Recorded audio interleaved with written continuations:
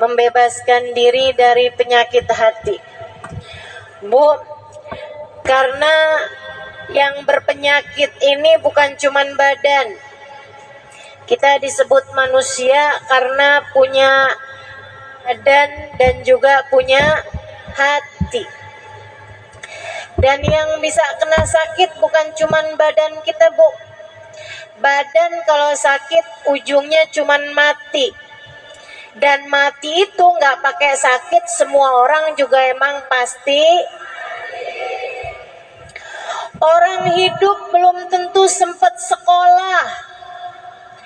Orang hidup belum tentu sempat nikah.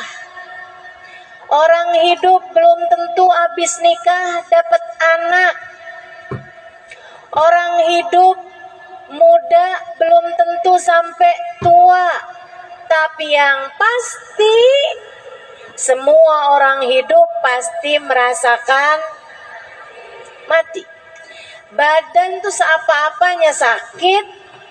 Kalau sakit, badan ujungnya cuman mati. Dan mati itu keharusan, keniscayaan sebagai seorang manusia. Masalahnya kalau sampai yang sakit bukan badan tapi hati. Bu, Dek, Nak,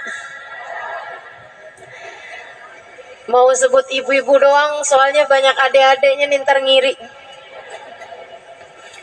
Jadi sekarang nih kayaknya mesti nyebut semua generasi nih. Bu, Dek, Nak, Nek. Ada nenek-nenek juga ya.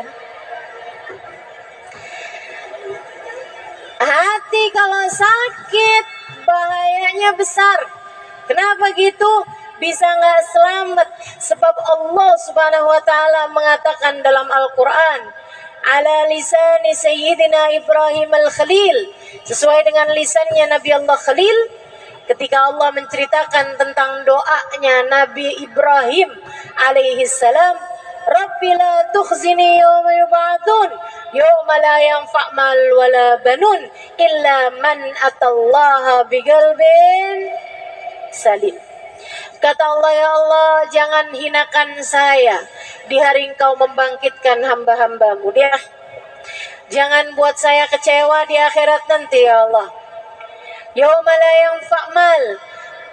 Akhirat, hari orang gak selamat bawa harta. Wala banun. Hari orang gak selamat bawa anak.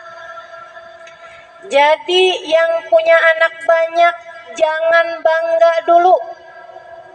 Wah, saya mah tenang dah. Punya anak 30. Jangan bangga dulu. Sebab keselamatanmu tidak tergantung dari itu. Yauma la yanfa' mal wala banun. Lantas yang selamat orang yang datang bawa apa? Illa man atallah biqalbin salim. Yang selamat adalah orang yang datang pada Allah dengan bawa hati. Hati yang selamat, hati yang bagus, hati yang pantas, hati yang bercahaya. Pemilik-pemilik hati yang bercahaya inilah yang kelak di hari akhirat akan hidup dalam keadaan nikmat. Kalau kamu kepengen hidupmu senang, kelak di hari akhirat nanti akan, kalau kamu pengen hidup kamu dari sejak di dunia dikaruniai kehidupan yang baik, kehidupan yang bahagia, kehidupan yang terarah, kehidupan yang solehah, pastikan kamu punya modalnya hati yang selamat. Selamat dari apa? Selamat dari kotoran-kotorannya. Selamat dari penyakit-penyakitnya. Selamat dari kegelapan-kegelapannya. Apa kotorannya hati? Kotorannya hati adalah dosa. Kata Nabi Muhammad alaihi salatu wassalam, "Idza adnaba al-abd nakat fi qalbihi nuqtah sauda. Fa in istaghfar wa taba musih wa illa." Kata Nabi Muhammad, seseorang apabila mengerjakan dosa, maka tertorehlah di lantai hatinya, di ruang hatinya, satu titik hitam. Kalau dia bertaubat, dia beristighfar, dia mohon ampun kembali kepada Allah, dihapus titik hitamnya. Kalau enggak, titik hitam terus ada. Bikin dosa lagi, titik hitam lagi. Bikin dosa lagi, titik hitam lagi. Sampai hatinya penuh dengan kotoran-kotorannya, hingga hatinya menjadi gelap, tak lagi bercahaya. Nanti kalau hati udah banyak kotoran-kotorannya, hatinya jadi berpenyakit. Penyakitnya hati apa aja? Banyak. Imamul Haddad dalam kitabnya menyebutkan penyakit-penyakit hati paling berbahaya. Kata beliau, salah satu dari penyakit hati paling berbahaya namanya kibr, kesombongan. Kesombongan ini merupakan penyakit hati yang sangat berbahaya. Lawannya sombong adalah tawadhu. Sombong merasa diri lebih baik daripada orang lain. Saya sih duduk di belakang, tapi nih ya, kalau orang tahu siapa saya, pasti saya bakal didudukin di depan.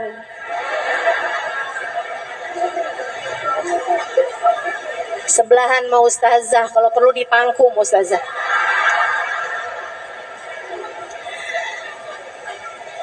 Nah ini nih, merasa diri lebih baik gitu. Ada orang yang duduk di depan, tapi merasa dirinya tidak lebih baik daripada yang duduk di belakang. Nah itu mestinya memang kayak gitu.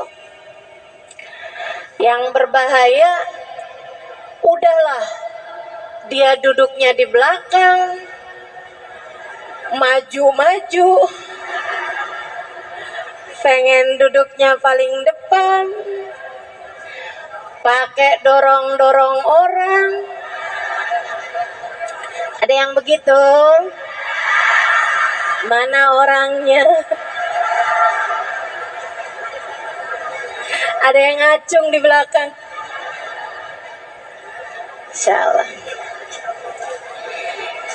Hati-hati sama sifat namanya kesombongan. Kesombongan merasa diri lebih baik daripada orang lain. Ngelihat orang yang lebih tua, ya ampun, tuh orang pasti dosanya udah banyak. Saya dong mudaan, dosa saya nggak segitu banyaknya dibandingkan dengan dia. Ngelihat yang masih muda, ya ampun, dia mah sholatnya belum banyak, ibadahnya belum banyak. Saya dong udah berapa kali lewatin Ramadan.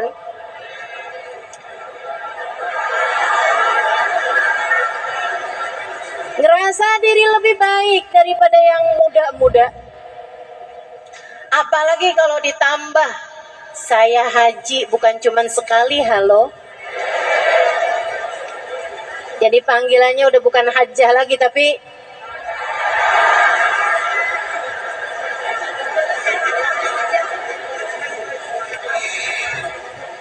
merasa diri lebih baik daripada orang lain, entah karena ibadah, entah karena ilmu, apalagi karena harta. Nah, ini paling bahaya nih. Kenapa gitu? Karena sebenarnya kalau ibadah dan ilmu memang merupakan sarana Allah meninggikan derajat seseorang. Orang jadi mulia karena ibadahnya, orang jadi mulia karena hartanya. Segitunya aja, kita tidak boleh merasa berbangga, merasa lebih dari orang lain karena ibadah kita ataupun karena ilmu kita. Apalagi kalau disebabkan karena harta yang sejatinya memang bukan merupakan pertanda Allah cinta, Allah memuliakan seorang hamba. Ya ampun, tuh orang pada miskin-miskin banget ya. Hidup di dunia aja terkutuk.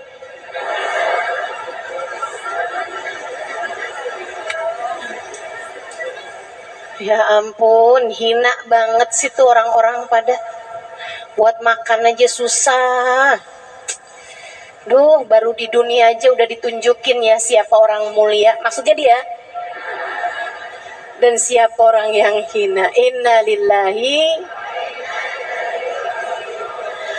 Kalau kamu dengan harta kekayaanmu merasa lebih mulia daripada mereka yang miskin, bisa jadi kalau kamu hidup di zamannya Nabi Musa, kamu akan menganggap Fir'aun lebih mulia daripada Nabi Musa, karena Fir'aun jauh lebih kaya daripada Nabi Musa. Hati-hati. Kalau kamu hidup di zamannya Nabi Muhammad, bisa jadi kamu akan menganggap Abu Lahab, Abu Jahal lebih mulia daripada Nabi Muhammad, karena memang secara harta kekayaan Abu Lahab, Abu Jahal lebih kaya daripada baginda kita Nabi besar Muhammad. Nyatanya tidak demikian. Ngelihat orang pinter, tuh orang ya ilmunya mah banyak tapi ngomongnya doang. Ustazah tuh hafal hadis berapa banyak tapi bisa ngomongnya doang. Prakteknya mah kurang. Ada aja. Tahu dari mana? Pasang CCTV apa di rumah ustazahnya? Pasang di titik CCTV apa di rumah kiainya, di rumah ustadznya? Tidak tahukah kamu 2 rakaat dari orang alim lebih Allah sukai daripada 200 rakaat daripada orang awam? Hati-hati. Jangan pernah berkata hal-hal yang tidak baik kepada orang-orang yang berilmu, apalagi jika dia adalah orang yang menyampaikan ilmu sebagai ulama-ulama Allah Subhanahu wa taala. Ngelihat orang alim aja bisa begitu. Apalagi kalau dia ngelihat orang bodoh gitu. Ya, ini nih yang katanya Nabi calon penghuni neraka, kebanyakan orang bodoh nih dia nih.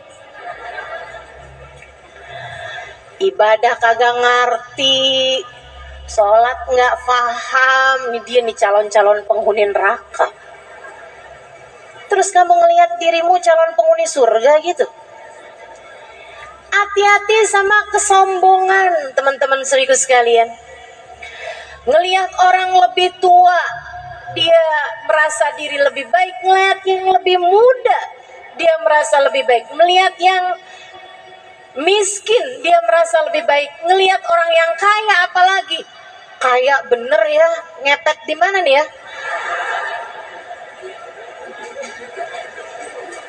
Korupsi nih kayaknya nih. Subhanallah, subhanallah. Terus kamu mau merasa lebih hina tuh dari siapa? Ngelihat orang alim dibilangnya begitu, ngelihat orang bodoh dibilangnya begitu. Ngelihat ahli ibadah, ada orang baca Quran, ibadah benar gitu, dia bilangnya palingan ria. Tuh dia ibadah kayak begitu cuman biar kelihatan orang kayak orang soleh gitu.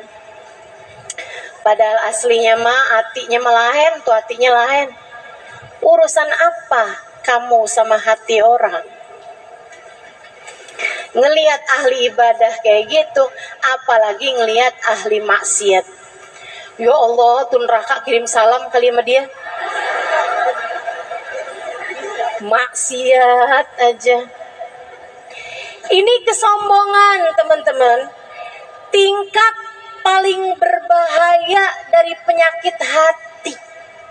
Yang kita benar-benar minta, saya benar-benar minta kepada Allah Subhanahu wa taala, ya Allah, hilangkan rasa ini dari dalam hati saya ya Allah. Hilangkan rasa ini dari dalam hati saya. Begitu mudahnya, betapa mudahnya kita merasa diri kita lebih baik daripada orang lain. Gampang banget tuh perasaan masuk dalam hati kita. Betul, Bu? Ibu ngelihat perempuan pakaiannya terbuka gitu, gimana perasaan hati ibu? Kayak ngerasa kayak yang ya biar kayak gimana ya Ustazah, biar kata gimana gitu kan. Yang lebih mirip bidadari kan tetap saya. Ya di keadaannya kayak begitu loh Ustazah, gimana coba? Nih Bu, saya kasih tahu. Gimana caranya berpikir agar melihat orang lain selalu memungkinkanmu untuk melihat dia lebih baik daripada dirimu. Bu, Allah tidak pernah memberi jaminan padamu atas surgamu. Siapa di antara kita? Siapa di antara kita yang udah datang malaikat Jibril ngasih tahu, dah tenang, kamu masuk surga udah pasti? Ada? Siapa di antara kita yang pernah bermimpi Nabi Muhammad? Kemudian Nabi Muhammad berkata, tenanglah, kamu ada di belakangku. Siapa di antara kita yang sudah mendapatkan jaminan bahwa kelak nanti saat melewati jembatan kakimu akan ditetapkan Allah hingga tidak tergelincir dan masuk ke dalam surga Allah tanpa hisab, tanpa azab? Siapa di antara kita yang bahkan dapat memastikan di saat ajal datang menjemputnya dia mati dalam husnul khatimah? Siapa di antaramu yang bisa memastikan dirimu mendapatkan kemuliaan semacam itu? Bukankah kamu, saya, kita semua adalah orang-orang yang berada dalam keraguan? Apakah kiranya Allah ridho kepada kita ataukah Allah murka kepada kita? Bukankah selagi belum ruh keluar dan melihat tempat kembali kita adalah surga, bukankah selama waktu itu kita masih belum nyata keadaan kita masih belum jelas keadaan kita? Akankah ditetapkan dalam jalan taat ataukah kita diusir dari rahmat Allah Subhanahu wa taala dan dibiarkan dalam keadaan maksiat? Siapa di antara kita yang bisa memastikan bahwa di saat ajal datang menjemputnya, yang keluar dari lisannya adalah kalimat La ilaha illallah? Siapa di antara kita yang dapat memastikannya? Saya, kamu, kita semua sama-sama mahkumin, sama-sama yang diberi putusan. Hakim tertingginya hanya satu, namanya Allah, yang telah mengatakan tentang dirinya, alaihissallahu biahkamil. Bukankah Allah adalah hakim yang seadil-adilnya? Bu, Dek, Allah tuh gak pernah wajib memasukkan kita ke dalam surga. Ini saya serem sih kalau lihat ini. Serem saya kalau ingat ini. Allah gak pernah wajib memasukkan Halimah Ali terus dalam surga. Dan Allah bisa, kuasa untuk memasukkan saya ke dalam neraka.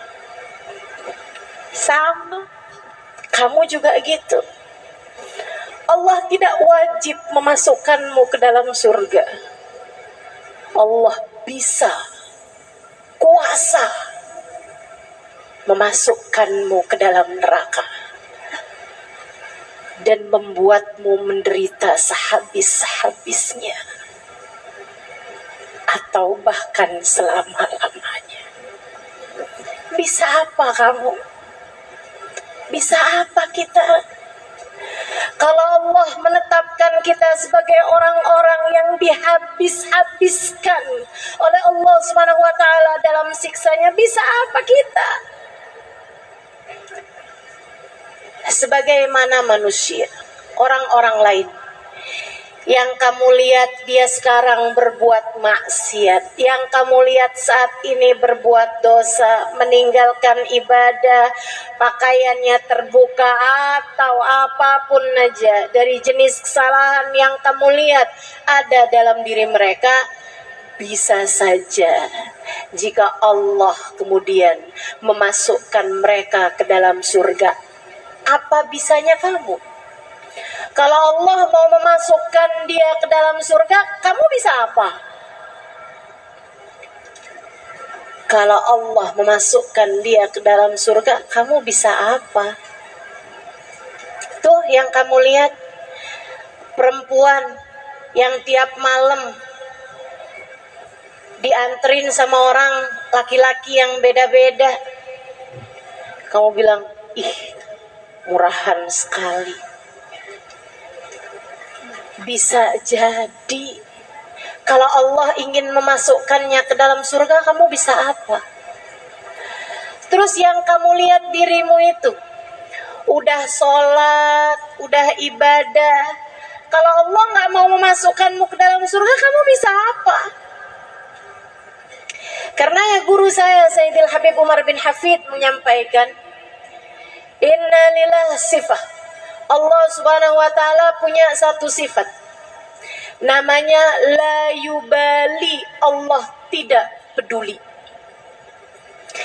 Jika Allah hendak menyayangi seorang hamba, Allah akan memuliakan dia meskipun masa lalunya bergelimang dosa. Allah kalau ingin memuliakan seorang hamba, dinaikannya derajat hamba tersebut, meskipun sebelumnya maksiat demi maksiat dia lakukan di atas muka bumi ini. Jika Allah menghendaki untuk menyayanginya, Allah dengan mudah menaikkan derajat orang tersebut di sisi Allah. Allah tidak peduli.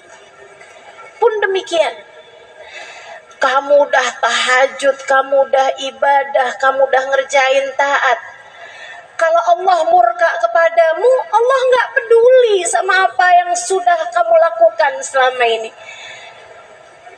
Allah gak suka sama satu perbuatan kamu, kemudian seluruh amal perbuatan kamu, kebaikan-kebaikannya Allah gugurkan. Allah tidak peduli itu. Makanya hati-hati sama sifat sombong.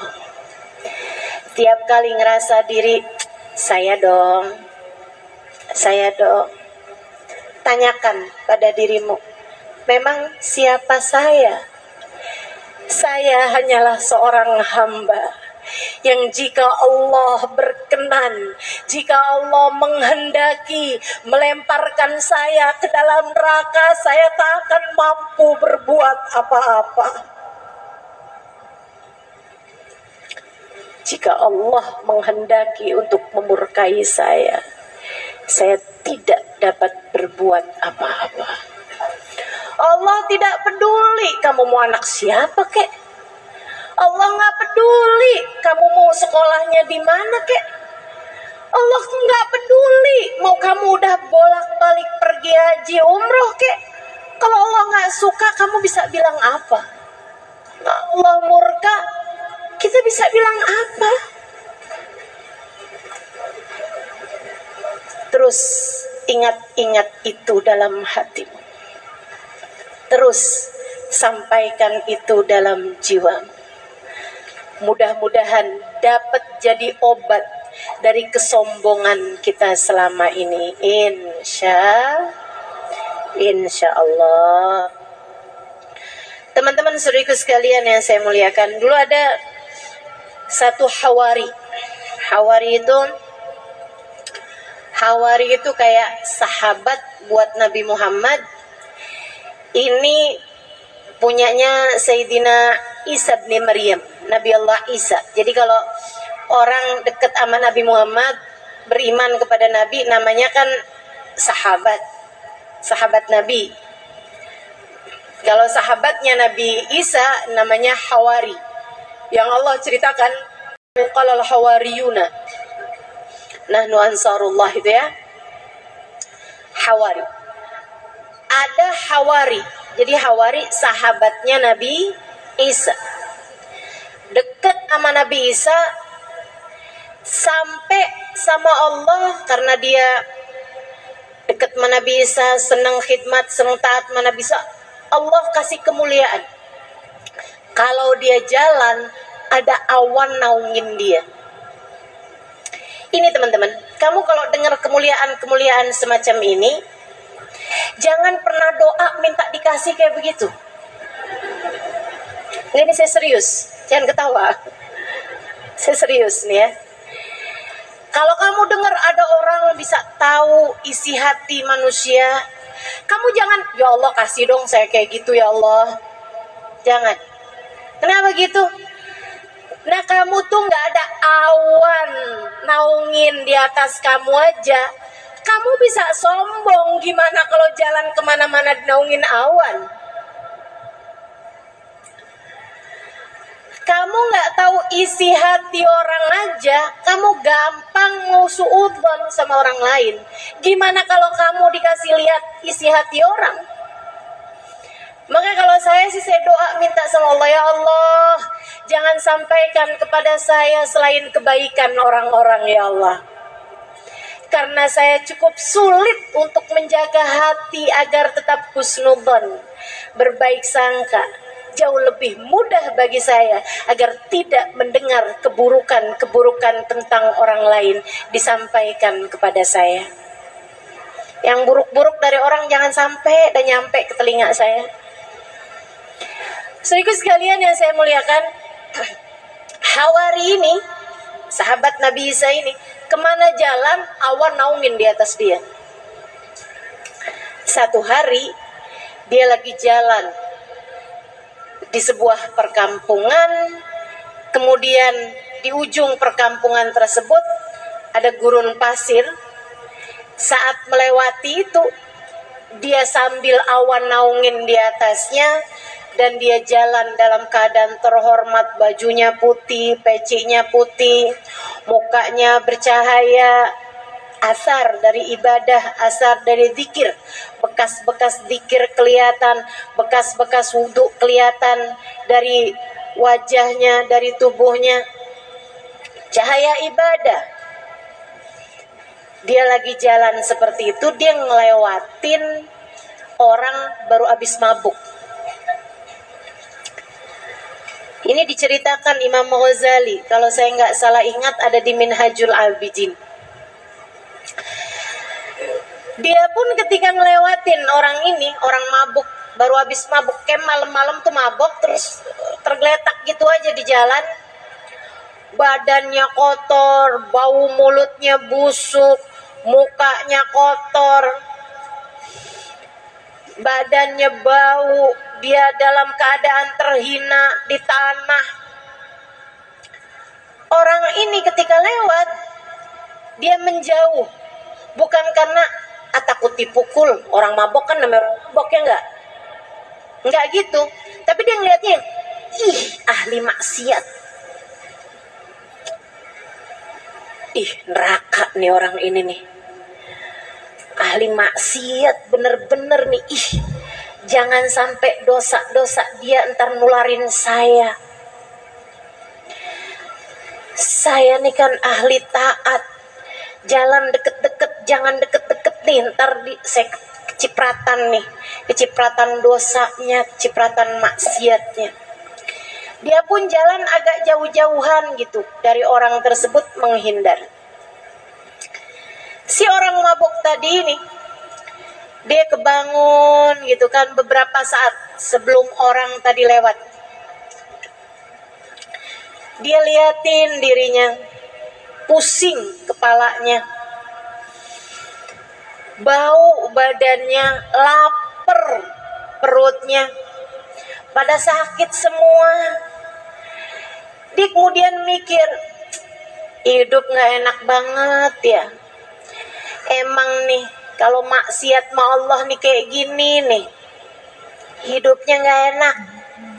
Gara-gara jauh dari Allah nih kali ini ya, gak enak banget hidup saya nih. Kotor, terhina, lapar.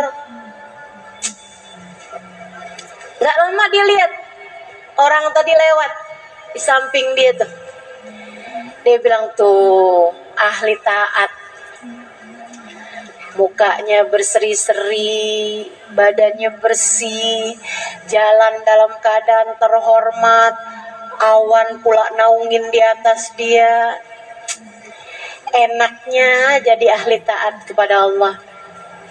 Saya nih jadi ahli maksiat, hinanya hidup saya. Dia kemudian duduk. Dia bilang, ya Allah, kalau saya balik kepadamu, Engkau terima gak ya Allah? Terima kan ya Allah? Saya mau hidup taat aja ke jalan-Mu ya Allah. Ampuni dosa-dosa saya, jadikan saya ahli taat kepadamu ya Allah. Dia kemudian berdiri. Saya pengen ibadah kepadamu ya Allah. Dia mikir, ibadah apa yang paling dekat? Ya udah dah, dia menapaki tapakan-tapakan orang soleh yang ada di hadapan dia. Dia ikutin jalannya, dipas-pasin sama dia langkahannya orang tersebut. Ya Allah, sebagaimana Engkau telah menjadikan orang itu soleh yang ada di hadapan saya juga minta dong ya Allah, dijadikan orang soleh seperti dia ya Allah. Sebagaimana Engkau memandangnya dengan pandangan penuh keridhaan-Mu ya Allah, pandang saya juga dengan pandangan keridhaan-Mu ya Allah. Muliain saya ya Allah, dunia akhirat, dosa-dosa saya ya Allah. Dia jalan ngikutin langkahannya orang soleh tadi, Hawari tadi itu. Si Hawari noleh ke belakang, gak ngapain dia ngikutin saya? Dia ngikutin saya nih kan, ntar saya ketularan sama dosa-dosanya, ntar saya jadi akhirnya jadi orang kayak dia juga. Amit-amit, amit-amit. Ngapain situ orang ngikutin saya? Dia terus mempercepat langkahnya. Fawallahu ila Nabi Allah Isa bin Maryam. Allah memberi wahyu kepada Nabi Isa bin Maryam. Gak lama sudah beberapa perjalanan, berapa ratus meter perjalanan, ada Nabi Isa menunggu mereka berdua. Kata Nabi Isa, Allah telah mewahyukan kepada saya, kamu wahai peminum, ahli maksiat, akan tetapi kamu datang pada Allah dengan bertaubat dan hatimu bersih. Hatimu bersih sehingga kamu bisa memikirkan kebaikan orang yang ada di hadapan kamu. Kamu berharap mendapatkan berkah dari Hawari sahabatku ini. Allah mengatakan bahwasanya Allah telah mengampuni seluruh dosa-dosamu itu. Nabi Isa kemudian bilang pada sahabatnya, dan kamu bahkan awan menaungimu setiap kali kamu berjalan, tapi hati kamu tidak mampu kamu jaga dari kesombongan. Kamu merasa diri lebih baik dari laki-laki pemabuk ini, padahal dia telah kembali ke jalan Allah. Allah telah mewahyukan kepadaku bahwasanya Allah telah menggugurkan semua kebaikan-kebaikan dan pahala-pahala kamu. Sekarang kamu sama dia sama-sama berada di titik nol. Mulailah langkah perjalanan menuju Allah. Sejak Nabi Isa bilang kayak begitu, awannya pindah ke pemabuk yang tadi ada di sampingnya. Allah, Bu, nggak peduli. Allah nggak peduli. Allah nggak peduli. Ada orang ahli maksiat kayak gimana, Allah mau tinggiin, Allah nggak peduli. Allah, Bu. Makanya jangan pernah gampang-gampang menghakimi siapapun. Kamu kalau pingin menghakimi, hakimilah dirimu sendiri, introspeksilah dirimu sendiri, pahamilah bahwa sampai dengan umur setua ini Allah belum memberikan jaminan apa-apa mengenai akhirat kita. Maka bukankah sebaiknya yang sedang diuji ini berhati-hati? Hati-hati, terutama dalam urusan menjaga hati. Itu penyakit hati berbahaya, namanya kesombongan. Ada lagi disebut oleh Imam Al-Haddad dalam kitabnya Adab Sulukil Murid, penyakit hati yang juga gak kalah berbahayanya, namanya hasad. Apa itu hasad? Iri dengki. Apa tuh iri dengki? Nih gampangannya, seneng lihat orang lain susah, susah lihat orang lain seneng. Itu hasad. Dan ini juga, jangan kamu ngerasa saya emang gak punya, aman, saya mah bebas. Gak ada, saya sih gak pernah iri sama orang lain, gak pernah iri sama orang lain. Tapi tetangga sebelah ninggiin bangunan, dia naik darah. Gak hasut dari mana? Tetangganya beli mobil, dianya dijemput ambulan.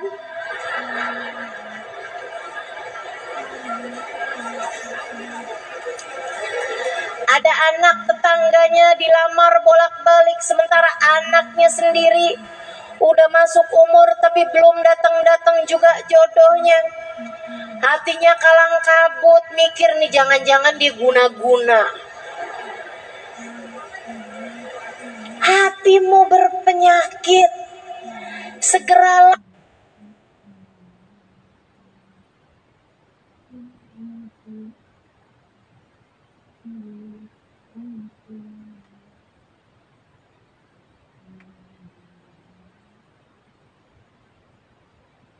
orang lain dapat,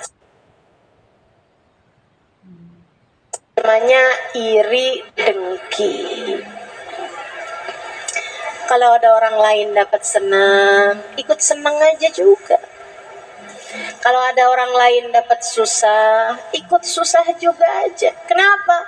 Sebab kata Nabi Muhammad, badan kita ini satu. Orang mukmin itu badannya satu. Kalau ada orang mukmin sakit, orang mukmin lainnya akan ikut merasakan kesakitannya. Bu, nih sekarang lagi masa-masanya Palestina mendapatkan keboliman semacam itu. Tentu kita sakit, hati kita sakit melihatnya. Tapi jangan yang jauh-jauh kamu sayangin, yang deket-deket pas giliran dapat kesusahan, ya emang dia mah kayak gitu tuh orangnya. Ada tetangga perempuan kecelakaan, ketabrakan mobil, dia mah kayak gitu, emang gak nurut melakinya, pantas. Yang jauh-jauh dapat kemalangan bisa kamu sayangin, kenapa yang di deket-deket kamu malah kamu syukurin? Hatimu jangan biarkan ia dipenuhi dengan hasad, dengan rasa iri dan dengki. Mudah-mudahan Allah selamatkan kita semuanya.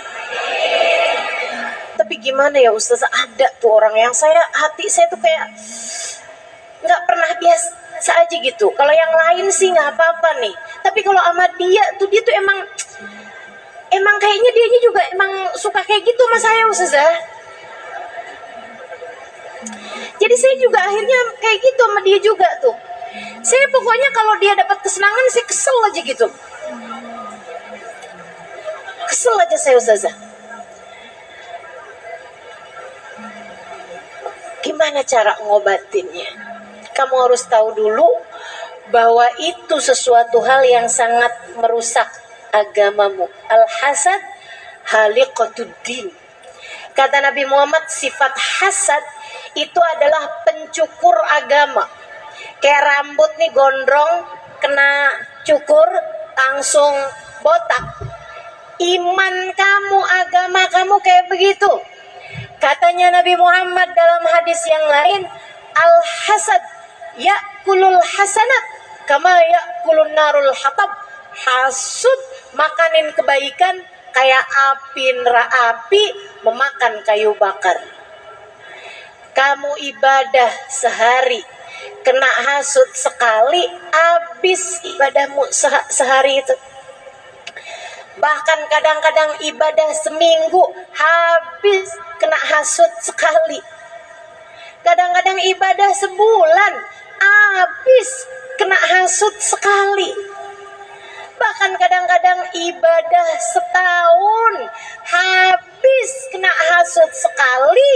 Bahkan kadang-kadang ibadah seumur hidup, habis sama sekali karena termakan oleh rasa hasud yang menggerogoti dalam hati seseorang. Hati-hati sama sifat hasud. Jangan hasud. Sama-sama belajarnya, tapi yang ini sukses, yang kamu kurang sukses, ya nggak apa-apa.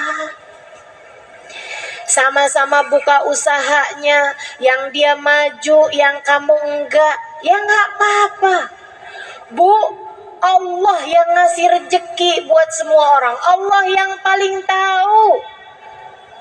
Apalagi kalau kamu ngerasa, ya Allah, dulu waktu toko saya sendirian, toko saya laku ya Allah. Giliran tetangga toko juga, dia yang lebih laku ya Allah. Bangkrutkanlah toko dia ya Allah. Kamu zalim dengan kamu punya sifat hasud. Kamu merasanya malah diri kamu yang terdolimi. Nah ini kan namanya musang berbulu dong. Gimana mau Allah sayang kalau kayak begitu? Jadi kamu harus ngerasa dulu bahwa itu adalah penyakit.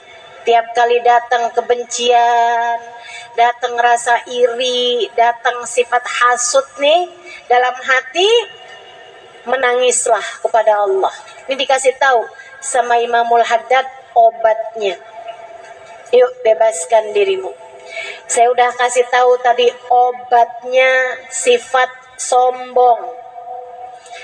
Dengan kamu berpikir Allah nggak wajib memasukkanmu ke dalam surga. Allah kuasa memasukkanmu ke dalam neraka. Allah juga nggak wajib masukin orang ke dalam neraka. Allah bisa saja memasukkan dia yang paling pendosa sekalipun ke dalam surga. Itu kalau kamu ingetin terus, agak berkurang kesombongan kamu. Tenang teman-teman, saya ngasih tahu kamu obatnya karena saya penyakitan sama kamu.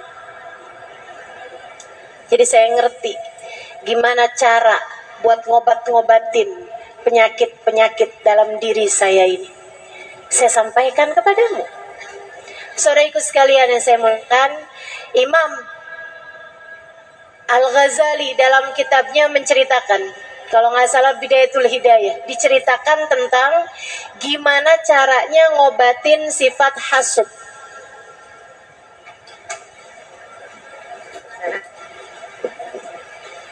Ya, kita akan berhenti sejenak, mau adzan, nanti habis selesai adzan kita lanjutkan kembali.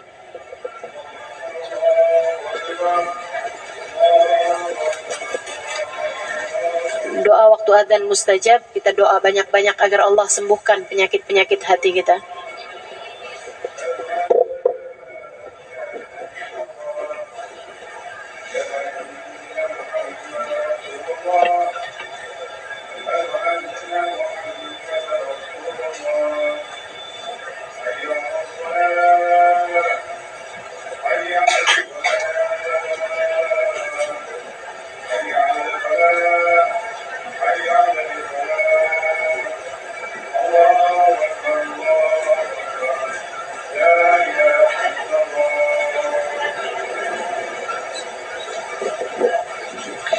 ilaha illallah, alhamdulillahil alamin. Allahumma shalli ala sayyidina Muhammad wa ala ali sayyidina Muhammad. Allahumma rabb hadhihi ad-da'wati at-tammah والصلاة القائمة هدي سيدنا محمد الوسيلة والفضيلة والشرف والدرجة العالية الرفيعة بأوت المقام المحمود الذي وأته إنك لا تخلف الميعاد يا أرحم الراحمين. ربي اغفرني ولوالدي، ربي اغفرني ولوالدي، ربي اغفرني ولوالدي، ربي اغفرني ولوالدي، ربي اغفرني ولوالدي وارحمهما كما ربياني صغيرا. وصلى الله على سيدنا محمد وعلى آله وصحبه وسلم والحمد لله rabbil alamin. Imam Al-Ghazali dalam kitabnya menyebutkan obat penyakit hasud. Kalau kamu merasa diri kamu nih dikuasai sama sifat rasa hasud, biasanya ya, maaf, biasanya tuh kalau ibu rumah tangga hasudnya juga sama ibu rumah tangga. Biasanya penjahit hasudnya juga masih sama penjahit. Biasanya maaf, pejabat hasudnya juga masih sama pejabat. Biasanya kalau maaf nih ya, biasanya kalau ustazah hasudnya juga sama ustazah. Makanya hati-hati nih sama sifat ini nih, hati-hati bener-bener. Perempuan biasanya hasudnya juga sama perempuan. Istri biasanya juga hasudnya sama istri-istri yang lain gitu, kayak seneng gitu kan. Kenapa kok saya nih jadi istri kok kayak menderita gitu. Akhirnya hasud, ada istri yang lain dapat hadiah.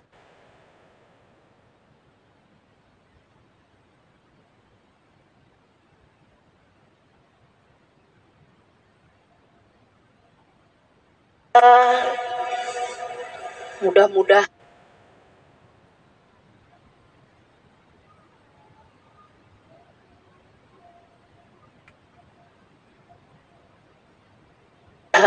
suaminya nggak lagi sayang sama dia.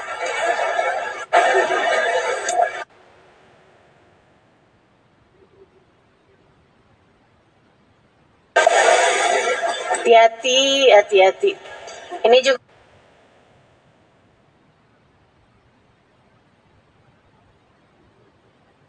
nih Bu nih, kalau ibu-ibu kalau dapat kenikmatan nggak selalu harus ibu taruh di media sosial.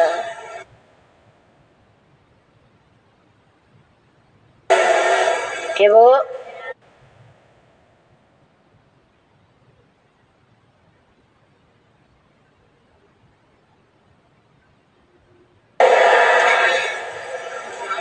Baru habis ditransfer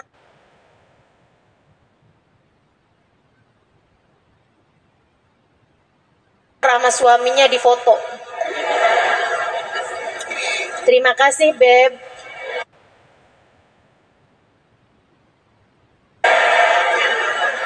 Semoga rezekinya melimpah ruah.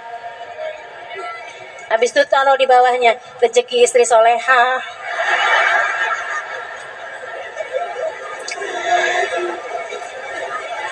Akhirnya, nah ini yang iri ini, kasih tahu nih penyakit atau obatnya sama Imam Al-Ghazali. Kata Imam Al-Ghazali,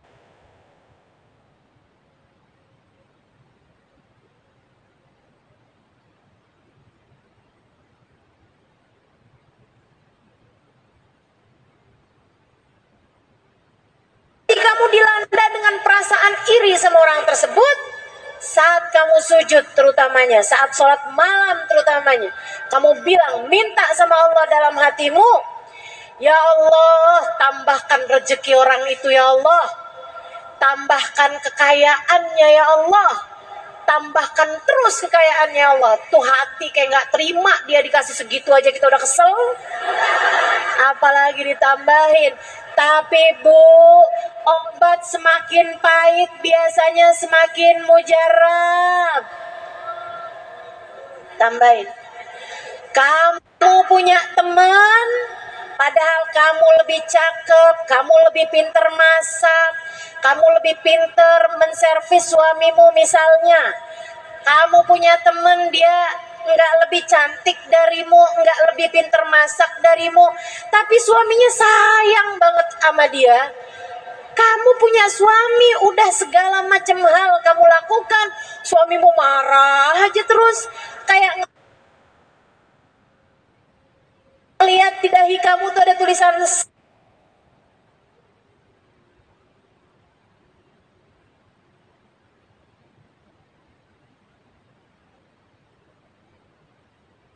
salah.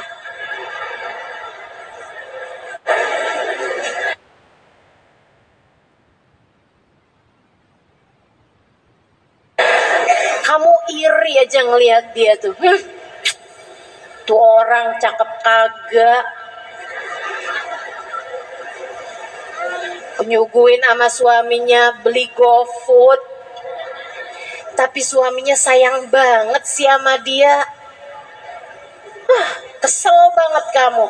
Rasanya kamu kayak kepengen gitu, biar dia tuh nggak lagi disayangin sama suami dia gitu. Kalau kamu ngerasa kayak gitu saat kamu sujud, kamu doain, ya Allah, tambahkanlah rasa sayang suaminya kepada dia ya Allah. Tuh hati berat banget Bu, saya udah pernah nyoba.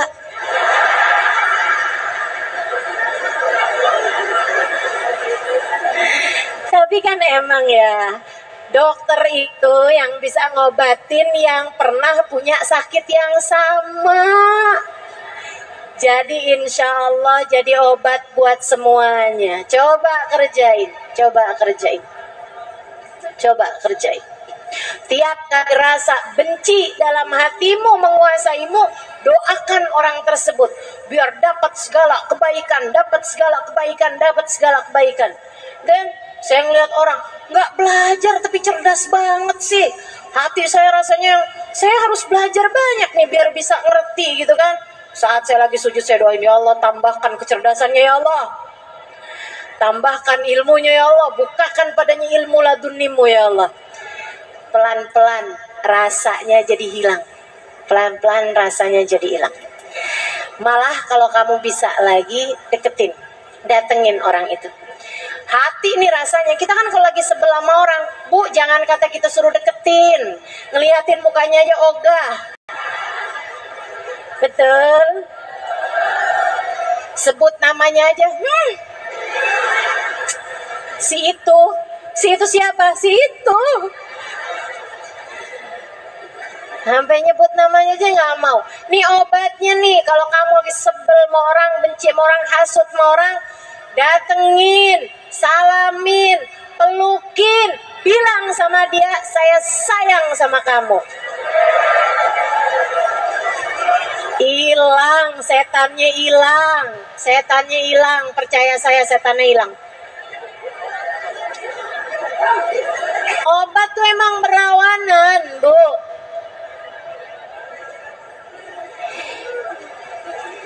Ini saya lagi nggak bercanda loh ini. Serius, saya sangat serius.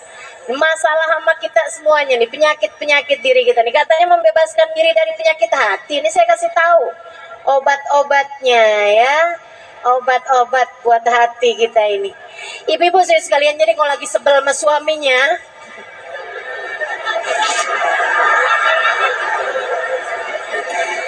minta maaf, deketin, puji dia, enek-enek deh, tapi kerjain aja. Iya, kerjain. Biar setannya nggak kelamaan menguasai dirimu itu. Biar setannya nggak kelamaan menguasai diri kita. Insya Allah. Terakhir saya mau sampaikan, karena udah sore ya Bu ya. Terakhir saya mau sampaikan, hati kita ini Bu, biar bagus perlu cahaya. Perlu cahaya. Ini ruangan nih kelihatan bagus, bahkan muka orang kelihatan bagus karena ada cahaya. Kalau gelap mah nggak kelihatan apa-apa. Betul nggak? Ini bunga-bunga nih kelihatan cakep karena ada cahaya, ibu-ibu sekalian. Ini background kelihatan, semuanya kelihatan karena ada cahaya. Begitu nggak ada cahaya sama sekali, udah semuanya gelap aja, nggak kelihatan yang mana yang hidungnya mancung, yang mana yang alisnya disulam, yang mana nggak kelihatan tuh. Nggak kelihatan. Ibu-ibu saya sekalian, hati juga biar indahnya kelihatan, biar cakepnya hatimu kelihatan, biar cakepnya iman dalam dirimu kelihatan, harus ada cahayanya. Iman tuh cakep Bu, keyakinan kita kepada Allah tuh cakep. Islam kita ini bikin kita cakep hatinya, cuman seringkali nggak kelihatan karena nggak ada cahaya. Ibu, saya kasih tahu cahayanya hati. Bu, cahayanya hati itu Allahu nurus samawati wal ard. Allah lah cahaya bagi langit dan bumi. Kamu kalau kepengen hatimu bercahaya, taruh Allah dalam hatimu. Ingat terus sama Allah. Ingat terus kamu hamba Allah, Allah Tuhan kamu. Ingat terus Allah lagi liatin kamu dimanapun kamu berada. Allah yang punya kuasa. Allah, Allah, Allah. Allahu nadiri, Allah lihat saya. Allahu syahidi, Allah mengawasi saya. Allahu ma'i, Allah bersama saya. Allahu qaribun minni, Allah dekat dengan saya. Terus ingetin diri, terus ingetin diri. Allahumma anta rabbi, la ilaha illa anta khalaqtani wa ana 'abduka wa ana 'ala ahdika wa wa'dika mastata'tu a'udzu bika min syarri ma sana'tu abu'u laka bi ni'matika 'alayya wa abu'u bi dhanbi faghfir li fa innahu la yaghfiru dzunuba. Ya Allah, Engkau Tuhanku, aku hambamu. Allah manta rabbi, la ilaha illa anta, tidak ada Tuhan kecuali Engkau. Khalaqtani, Engkau telah menciptakan aku. Fa ana abduk, maka aku adalah hambamu. Wa ana ala ahdika wa wa'dika mastata'tu, aku berada dalam perjanjian dan berusaha taat kepadamu semampu aku. Abu'u laka bi ni'matika 'alayya, Engkau selalu datang padaku dengan membawa kenikmatan yang tak terbilang. Wa abu'u bidambi, sementara aku datang padamu dengan kemaksiatan dan dosa-dosa yang tak henti-hentinya. Faghfirli, ampunilah aku ya Allah. Fa innahu la yaghfirud dzunuba illa anta, sesungguhnya tak ada yang dapat mengampuni dosa-dosaku kecuali Engkau. Terus ingat Allah, ingat Allah, ingat Allah, jadi cahaya. Dan yang terakhir, kalau pengen hatimu bercahaya, dekati manusia yang dikasih Allah cahaya paling berkilau, namanya Sayyiduna Muhammad. Itu sebabnya kenapa orang-orang yang paling berkilau hatinya, yang paling mulia akhlaknya, yang dapat mengatur jiwanya, selalu adalah orang yang memiliki kedekatan dengan Nabi besar Muhammad. Ini mujarab buat saya, silahkan amalkan. Kalau kamu sedang merasa tidak mampu menguasai hati, kamu lagi kepengen ngomel-ngomel, kepengen marah-marah, kamu lagi dilanda perasaan, anak kamu nih pengen kamu remes, kamu balikin lagi ke perut. Kamu kalau lagi ngerasa nggak mampu nata hati, dilanda kecemburuan terhadap suami misalnya gitu, atau dilanda rasa kesel, rasa marah terhadap siapapun, saudaramu, temanmu, atau siapapun, ketidakmampuanmu menjaga hati karena kurangnya cahaya di dalam hatimu, cepet cari. Istilah HP nih, baterai kamu nih udah bener-bener low, udah hampir mati nih, buruan dicas. Cara ngecas paling cepat adalah, kalau kamu sedang memungkinkan berwudu, silahkan berwudu. Kalau enggak sedang memungkinkan karena sedang menstruasi, enggak usah wudu, kamu duduk aja menghadap kiblat, baca sholawat kepada Sayyiduna Muhammad. Allahumma salli ala Sayyidina Muhammadin tibbil qulubi wa dawaiha wa afiyatil abdani wa shifaiha ونور الأبصار وضيائها وعلى آله وصحبه وسلم. اللهم صل على سيدنا محمد طب القلوب ودوائها وعافية الأبدان وشفائها ونور الأبصار وضيائها وعلى آله وصحبه وسلم. Sambil kamu bilang, ya Allah, salawatkanlah, sampaikanlah salawat salammu kepada Nabi Muhammad. Jadikanlah obat bagi hati saya, ya Allah. Jadikanlah obat bagi badan saya, ya Allah. Bagikanlah obat bagi cara berpikir saya, cara melihat saya. Salawat saya kepada Nabi Muhammad jadikanlah obat untuk segala macam penyakit zahir batin saya. Saya minta kepadamu, ya Allah, jadikanlah salawat saya kepada Nabi Muhammad sebagai caramu untuk membersihkan hati saya, menerangi hati saya, menjadikan hati saya hati yang selamat. Terus baca salawat, liatin, nanti tuh pelan akan semakin tambah lebih mudah mengolah emosi kamu. Makanya buat ibu-ibu juga yang punya anak suka ngambekan, yang punya anak suka tantrum, ajarin baca sholawat,